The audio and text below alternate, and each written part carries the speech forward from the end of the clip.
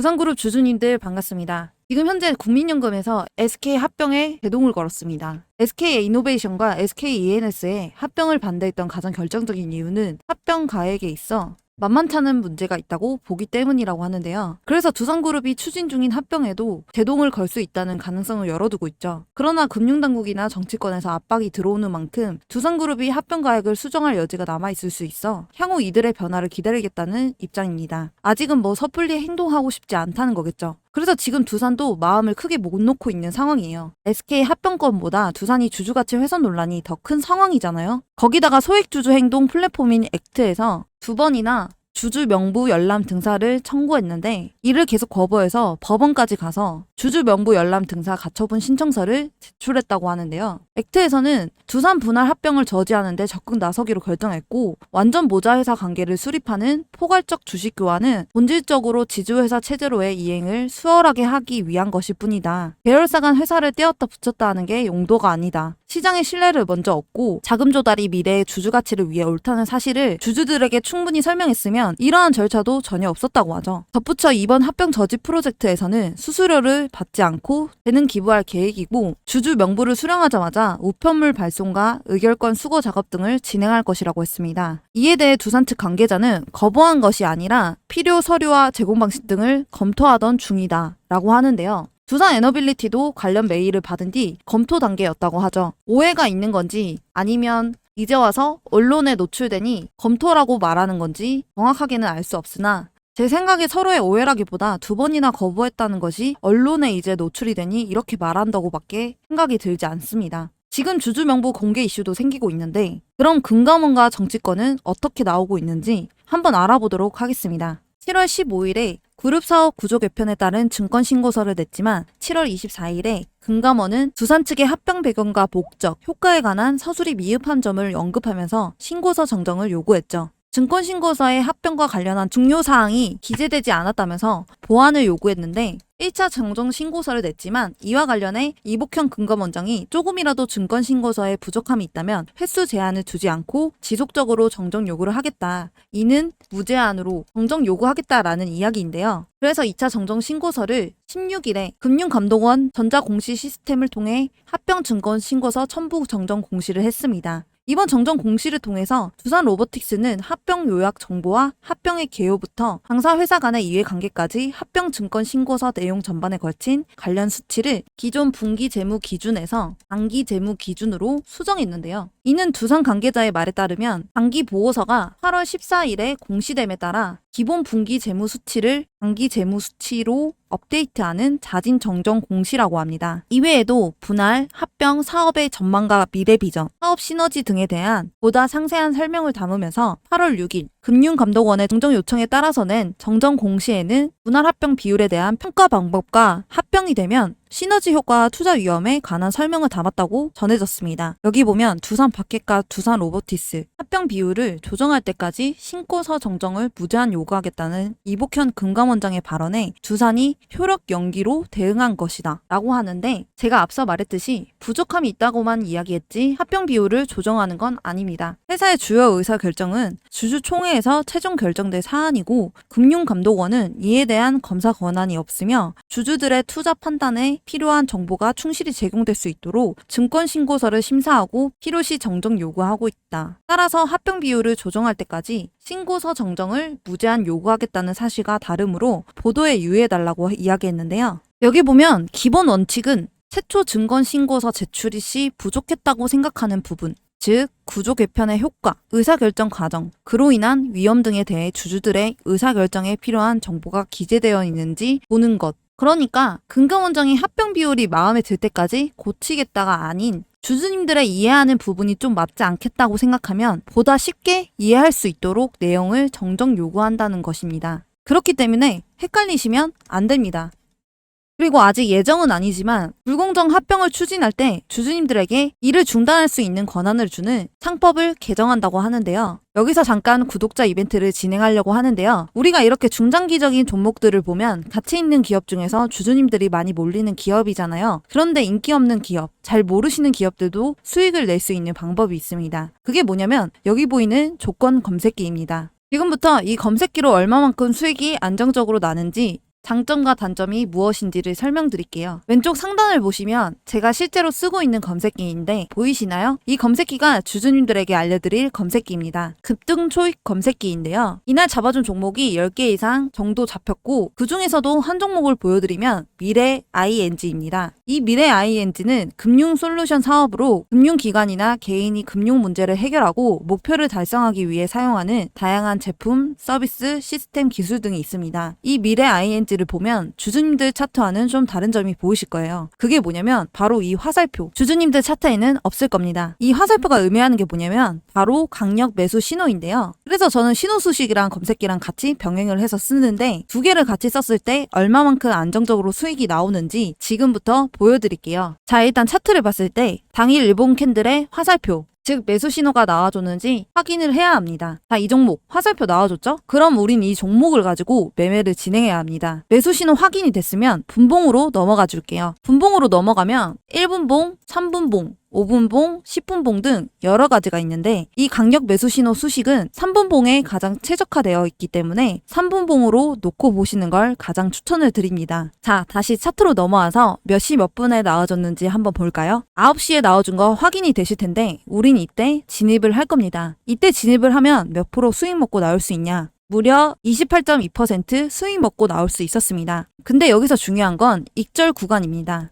제가 말씀드리는 구간에서 익절을 하셔야 리스크 없이 안전하게 수익 내고 나오실 수 있습니다. 제가 항상 말씀드리지만 10%에서 20% 구간에서 익절하셔야 된다. 괜히 욕심 부리시다가 손실 보시지 말고 이 익절 구간만 잘 지켜주시면 됩니다. 우리가 이 한 종목만 가지고 매매를 진행하는 게 아니고 검색기가 잡아준 10개 이상 종목을 가지고 매매를 진행할 거기 때문에 괜히 이 한 종목 때문에 손실 내시지 마시고 욕심 버리시고 제가 말씀드린 10%에서 20% 구간에서 안전하게 익절하시기 바랍니다. 그래서 이 검색기를 드리려고 하는데요. 검색기를 받아보고 싶으신 분들은 구독과 좋아요 한 번씩 눌러주시고 010-4189-8678 번호로 구독 두 글자 문자 보내주시면 됩니다. 무료로 드리는 거고요. 돈 들까봐 걱정 마시고 편하게 받아서 쓰시면 됩니다. 실제로 저한테 받아서 사용하시던 분들은 지금도 충분히 만족할 만한 수익 벌어 가신다고 막 고맙다고 그러세요. 주린이 분들, 손실이 많으신 분들한테 정말 추천드리고 있으니 써보기도 전에 의심하시지 마시고 써보고 아니다 싶으면 삭제하셔도 됩니다. 검색기 같은 경우에는 설명서랑 같이 해서 알려드리고 있고요. 주린이 분들도 5분이면 적용하기 때문에 크게 걱정하지 마세요. 다시 한번 010-4189-8678 번호로 구독 두 글자 문자 보내주시면 알려드리도록 하겠습니다. 다시 돌아와서 상법은 상거래와 기업의 법률 관계를 구휼하는 법으로 기업에 관한 법이라고 보시면 됩니다.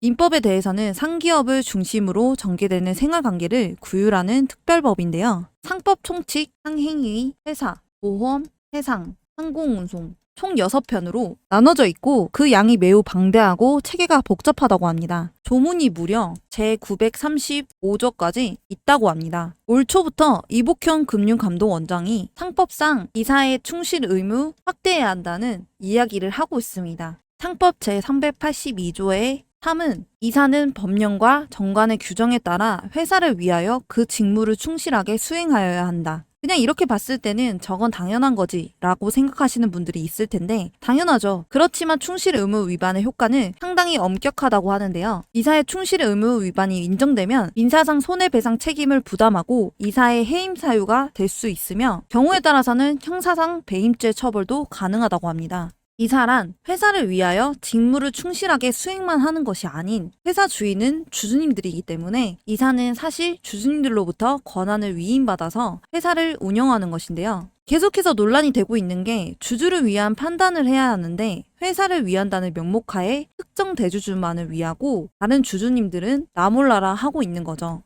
그동안의 법원에서는 이사는 회사에 대해 충실히 부담하는 것이고 주주에 대해 충실 의무를 부담하는 것은 아니라고 보고 있었대요. 그래서 특정 대주주들이 의사결정만을 내리는 상황이 반복되었대요. 그것이 일반 주주님들에게 손해가 되는 결정이었어도 항상 이야기하는 건 회사의 미래를 위한 판단이었다고 주장하면서 책임을 면할 수 있었다고 합니다. 거기다가 회사의 경험과 관련된 의사결정이 위법한 것인지를 판단하는 과정에서 경영 판단의 원칙이라는 것이 적용되기 때문에 이사들의 의사결정이 잘못되었다고 책임을 묻기가 어려웠대요. 최근 논란이 되고 있는 두산 바켓, 그리고 두산 로보틱스 간의 주식 교환, 이런 것들이 모두 이사의 결의로 이루어진 것인데요. 그래서 이복현 금융감독원장이 이야기한 대로 주식회사 이사들이 주주에 대해서 충실 의무를 부담하는 것은 법이 개정되고 나면 이사가 주주에 대해서도 충실 의무를 부담하기 때문에 특정 대주주만을 위한 결정을 내리는 것을 충실 의무 위반으로 규율할 수 있게 되는 겁니다. 그러면 정부에서 추진하고 있는 한국 증시 밸류업을 위해서라도 꼭 필요한 조치라는 것이죠.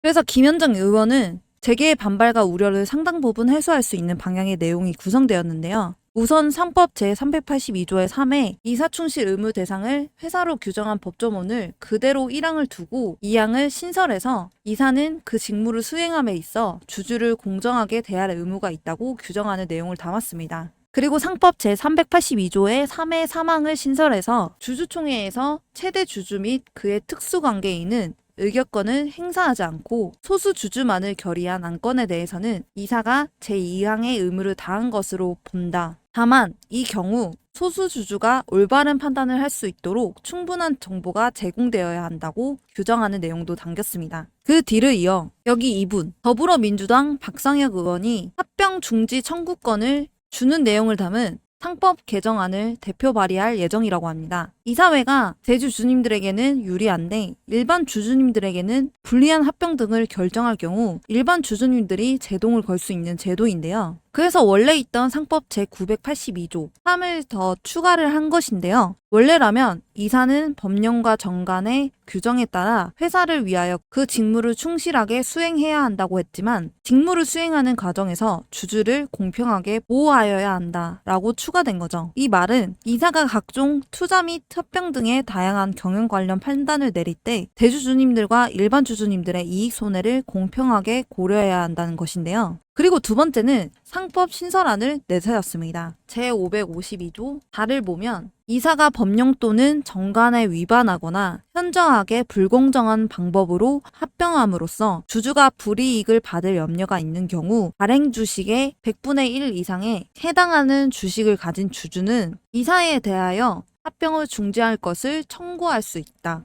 말 그대로 불공정 합병을 1% 이상의 주식을 보유한 주주님이 합병 과정을 중지시킬 수 있다는 내용인 거죠. 그러나 합병 중지 청구권의 경우 주주총회에서 합병 승인을 결의하기 전에 행사할 수 있다고 합니다. 52조 5는 회사 또는 발행 주식 총수의 100분의 1 이상이 해당하는 주식을 가진 주주는 합병 비율을 산정 방법 및 그 적정성을 조사하기 위하여 제552조 1항의 주주총회 전 법원에 검사인 선임 청구할 수 있다. 일반적으로 경영진은 합병을 추진할 때 비율 결정 배경과 합병 이후 주주가 얻게 되는 실익 등을 제시해야 하는데 그것들을 모두 얼렁뚱땅 넘기는 경우가 많이 있습니다. 당연히 주주님들의 얻는 이익이 없으니 어떻게 제시를 할 수가 없는 부분인 거죠. 하지만 이 상법이 개정이 된다면 일반 주주가 3자인 검사인을 선임해서 경영진이 제시한 적정성을 검증할 수 있게 되는 겁니다. 그리고 제552조 6은 합병으로 인하여 소멸하는 회사의 이사는 합병 비율을 결정할 때 주주가 손해를 입지 않도록 주의를 기울여야 하며 이사가 고의 또는 과실로 그 임무를 게을리 할 때에는 주주에 대하여 손해를 배상할 책임이 있다. 법원이 선임한 검사인이 악의 또는 중대한 과실로 인하여 그 임무를 해태한 때에는 회사 또는 주주에 대하여 손해를 배상할 책임이 있다. 이것 또한 말 그대로 일 제대로 안 하고 게을리하고 뭔가 회사에 매수되어졌거나 적정성 검사를 제대로 안 한다면 주주님들에게 배상하라고 하는 거죠. 다 이런 상법 개정한다는 이유가 뭐겠습니까? 지금 논란이 많은 두산 합병이죠.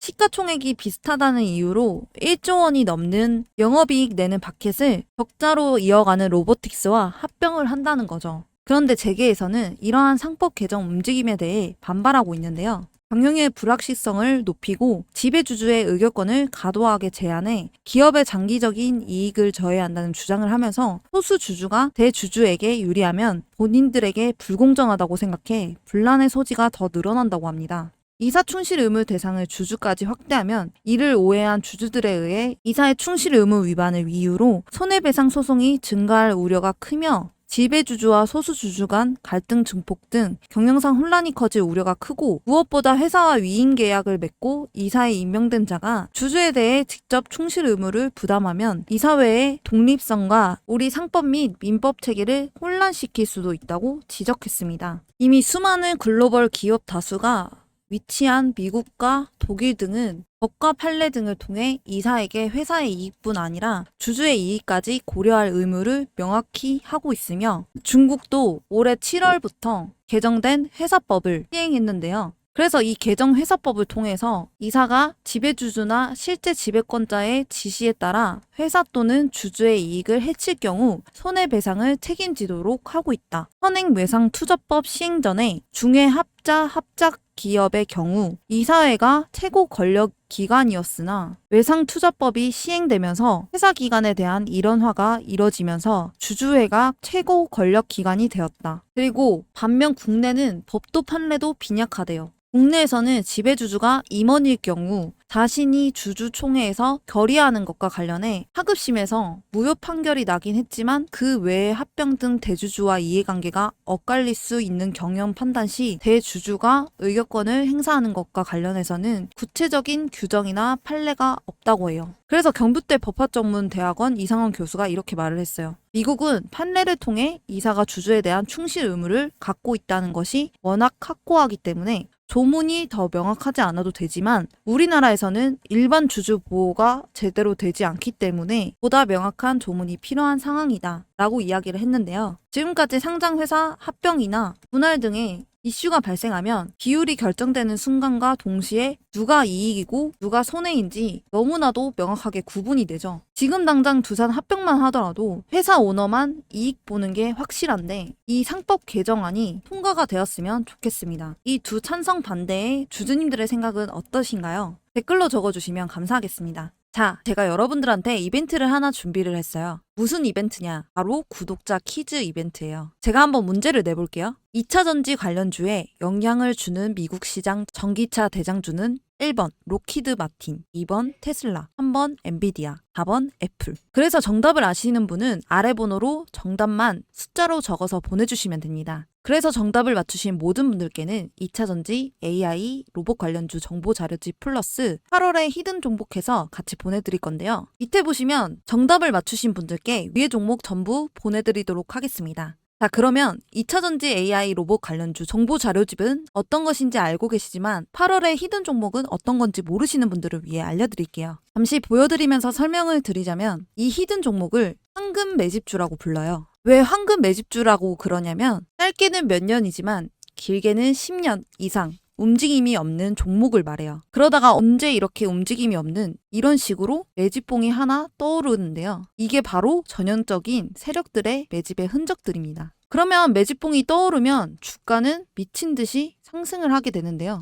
바로 이런 게 히든 종목이에요. 아까 말씀드린 것처럼 황금 매집주. 그렇기 때문에 이 황금 매집주는 발굴하기도 너무 어렵고 찾아내기도 너무 까다로워서 주주님들이 잘 못 찾으실 거예요. 그래서 수익이 많이 나시는 분들 같은 경우는 차트도 볼 줄 알고 몇십 년 동안 경력을 가져 경험과 노하우를 바탕으로 차트 분석을 하시는 분들이라 수익이 나지만, 그 이외 주린이 분들이시거나 주식을 처음 접하시는 분들, 주식할 시간이 없는 직장인 분들, 차트를 계속 앉아서 볼 수 없는 분들은 분석하기도 어렵고 공부를 해야 할 시간도 없어요. 이런 분들 같은 경우에 이런 히든 종목 받아가셔서 남부럽지 않게 수익 낼 거니까 너무 힘들어하지 마시고 저와 함께 주주님들의 원금 회복을 넘어서 최소 10배에서 많게는 30배까지도 엄청난 수익률 나올 수 있도록 제가 찾아서 알려드리고 도와드릴게요. 정말 이렇게 눈으로 보시고도 주주님들이 받아가시지 않을 수는 없겠죠. 그래서 제가 하는 구독자 이벤트, 여기에 010-4189-8678 번호로 정답을 보내주셔서 맞추신 분들에게는 히든 종목과 정보 자료를 전부 다 드리고 있으니까 100% 무료로 얼른 받아가세요.